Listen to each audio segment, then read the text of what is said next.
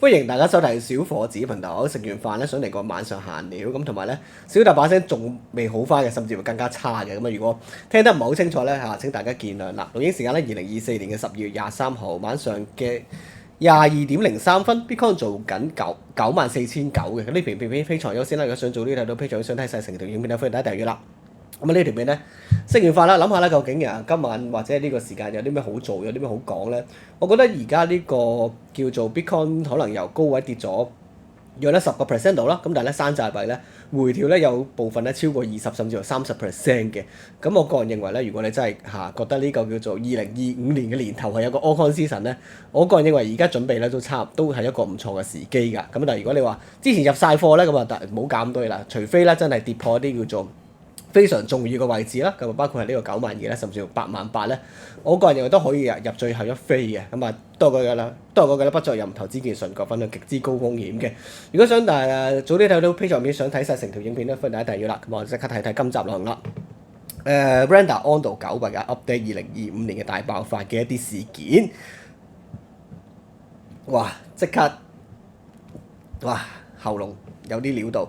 咁呢條片咧分咗6部分啦。BTC 價格嘅 update 啦，第二部分咧就係講而家頭先所講嘅幾個支持位嘅一啲計算方法啦，包括88000啦，同埋呢個92000嘅一啲睇法。咁究竟嗰個位置有冇入貨啊？咁你就自己決定啦。有啲話唔係喎，小伙子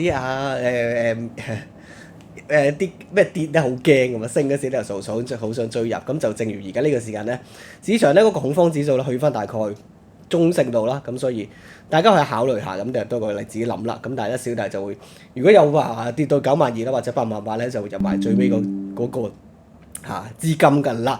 咁同埋啦睇好嘅呢3隻幣啦，咁揀呢啲幣嘅最基本原因咧就係一個叫做兩大原因啦。第一個就係啱嗰個故事啊。啱嗰個故事嘅話咧，我個人認為咧成功機會已經大咗一半啦，即係包括可能 AI 啊，或者呢個 Real World Asset 啦，我覺得呢個都係2025年嘅重頭劇嚟嘅。同時間啦，亦都揀到一啲叫做咧相對上咧一啲大故事啦，同埋咧有大事件嘅一啲幣種嘅話咧，可能咧食到一陣咧都幾唔錯嘅。咁我覺得咧 Render 就係 AI 啦，Ondo 咧就 Real World Asset 嘅終極龍頭啦。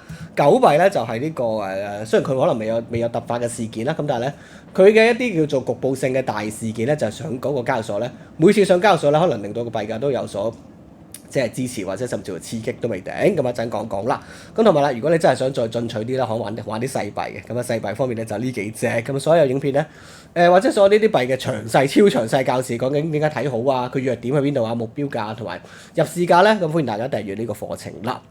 咁課程咧每日一 coin 咧已經去到第23集㗎啦。咁多嗰句啦自己衡量下，市值越大咧，安全性越高；市值越細咧，風險越高啦。咁但係可能博佢幾廿倍嗰個機會越大。咁呢個自己考慮下啦，不再有投資建議。咁即刻睇睇第一部分啦。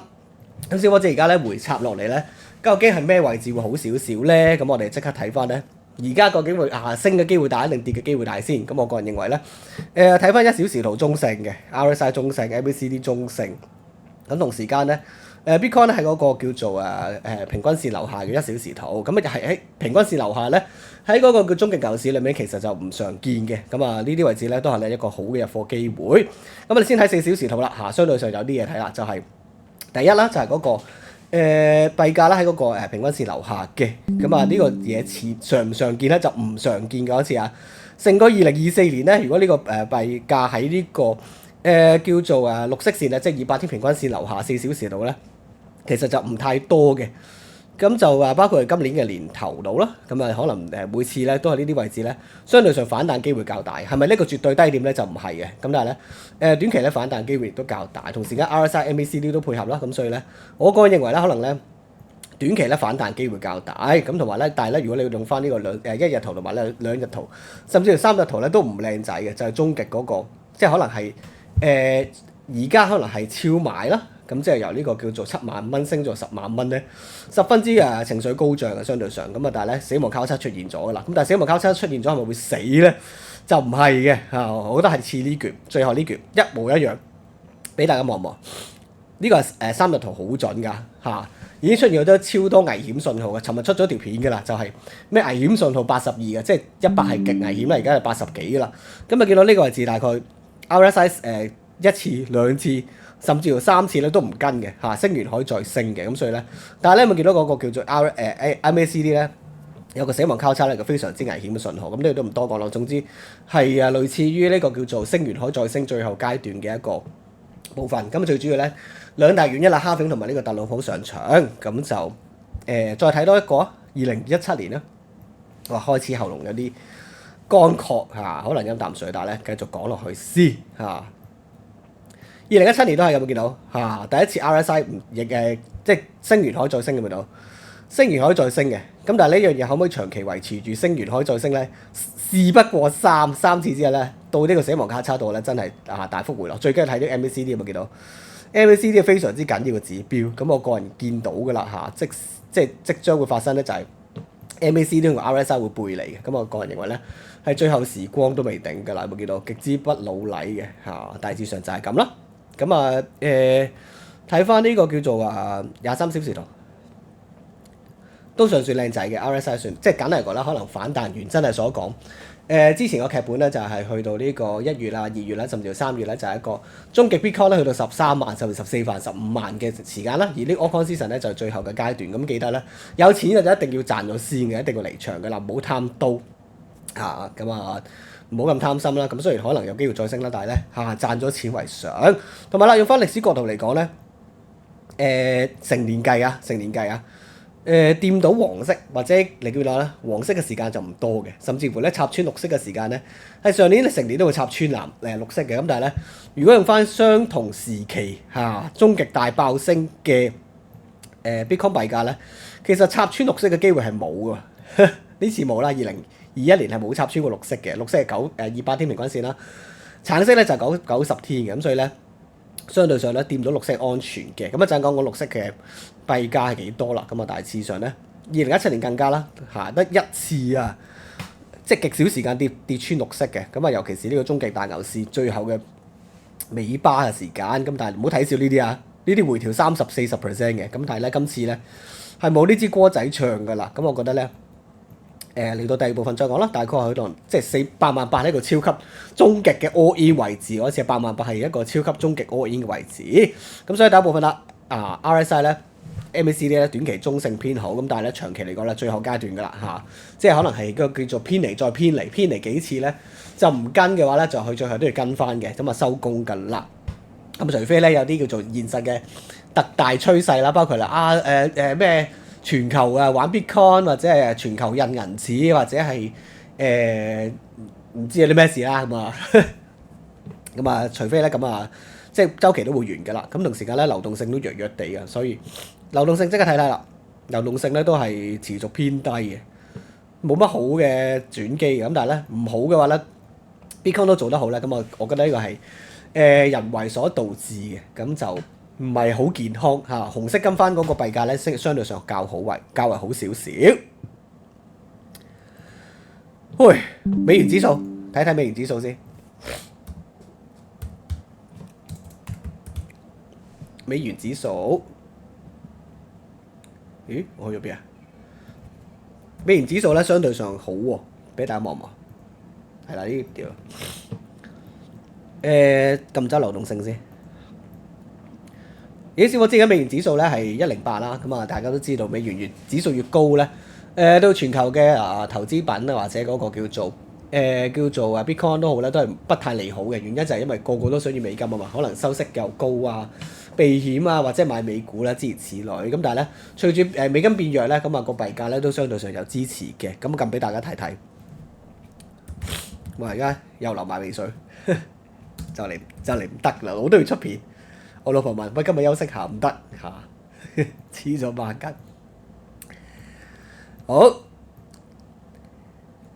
睇睇先放大少少先。藍色 Bitcoin 幣價上面咧就美元指數，咁最主要望啲咩啊？小伙子望咩咧？有冇見到咧嗰個方向啊？我哋即刻縮細少少睇睇。美元指數上升啦 ，Bitcoin 上升喎，美元指數跌咧。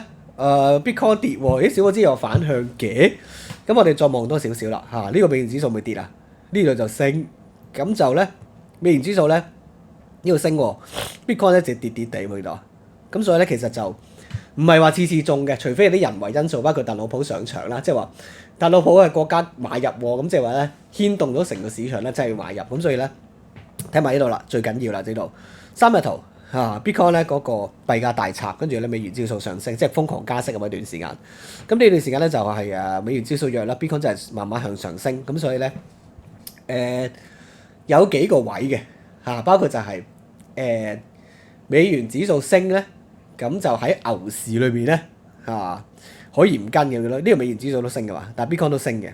但係咧美元指數跌咧，大部分時間咧 Bitcoin 都係升嘅。咁俾大家望望啦，呢度狂升添啦，美元指數狂跌 ，Bitcoin 狂升如此類推嘅啦。咁你諗美金狂升啦，Bitcoin 狂跌如此類推，呢個好明顯啦。咁所以小波資金即係話隨後走勢會點咧？大家望兩件事啦。第一件事咧就係 RSI 咁其實十分之高㗎啦。咁即係話最後十分之能夠配合到今次終極牛市嘅一個講法咧，就係美元指數咧十分之配合嘅。而家去到高位咧，即係兩樣嘢啦呢個美元指數好高位啦，同埋呢個叫做 Bitcoin dominance 啫Bitcoin 佔比咧越高嘅話咧，到時嗰個山寨貴咧就越激都未頂咁啊！呢度咧講係咁講啦，自己聽聽啦。總之 RSI、MACD 咧都係利好呢個即係叫做咧利淡呢個美金啦，利好呢個 Bitcoin 嘅。咁大致上咁啦。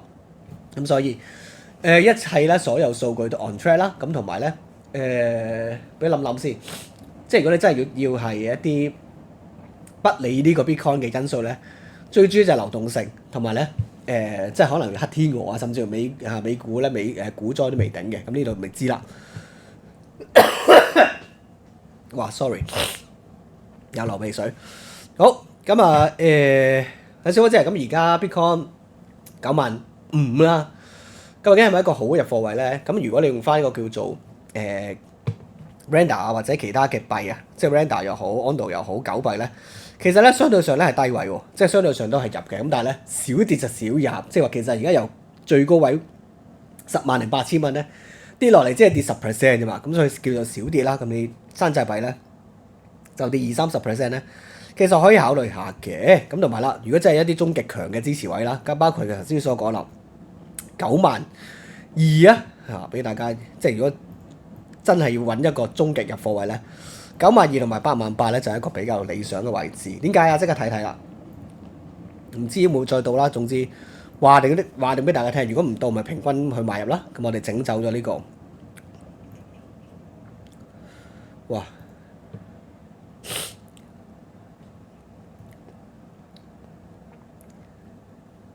喂，等等啊！小波知會唔會死？喂，整唔走 Bitcoin 個幣價，好似有整走，等等啊！唔整啦，算啦。喂，唞唔到氣咁滯，咳到。好，第一樣嘢啦，我哋用翻呢個叫做交投量。我記得可以整走佢喎，睇下先啦。我想整走佢 ，remove 咗佢先。remove 到啦。第一樣嘢啦，就係嗰個平均線同交投量係啦，平均線同交投量。我哋睇翻呢個23小時圖，先睇呢個叫做交投量啦。咁第一個支持位97,000已經穿咗啦。第二個支持位咧就係呢個95,400咧，就係呢個黃色嘅位置啦。再下一個啦就係92,000。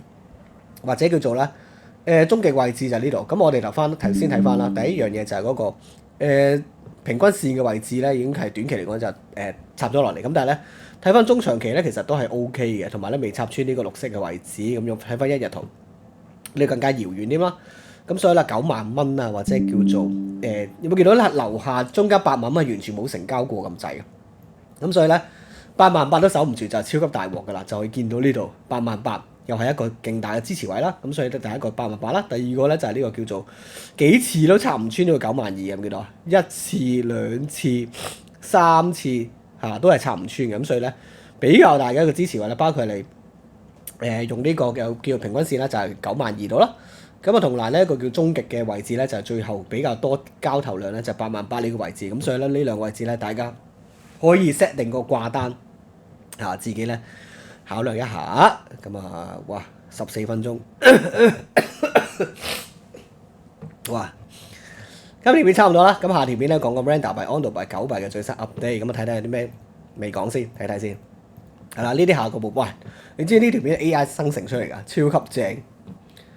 俾個幅圖佢，俾啲動作佢咧，佢就整咗呢個影片出嚟，用 Sora 整嘅。咁所以咧，下條片咧再詳細講講咧 Render 幣、Ondo 幣同埋狗幣嘅最新發展啦，同埋咧佢哋嘅入市價，即係一啲支持位嘅位置啦，同埋終極目標價幾多嘅。咁啊，所有影片不再由投資嘅純講分享。如果想早啲睇到非常影片，想睇晒成條影片都快得訂閱啦。咁啊，同埋咧，如果想更加深入重溫一啲舊嘅靚幣嘅介紹啦，咁歡迎大家訂閱啦。咁小弟最喜愛嘅3隻幣包括 Render、Ondo 同狗幣啦。咁啊，同埋細幣嚟講 C-Pool 啊、Beam 啊，或者係一啲Agent AI 啊。喂，琴日咧有一隻幣 Elisa 咧，嗰個老頂咧出嚟話咧 Elisa 同呢個 AI16C 冇咩關係，即係唔係官方嘅一個組織，咁啊即刻驚驚地咧，就將呢個 Elisa 幣咧轉翻做 AI16C 嘅。咁啊呢度咧知我講乜嘅就知啦，唔知我講乜咧就算噶啦。咁跟住記得啦，下條片再見，拜。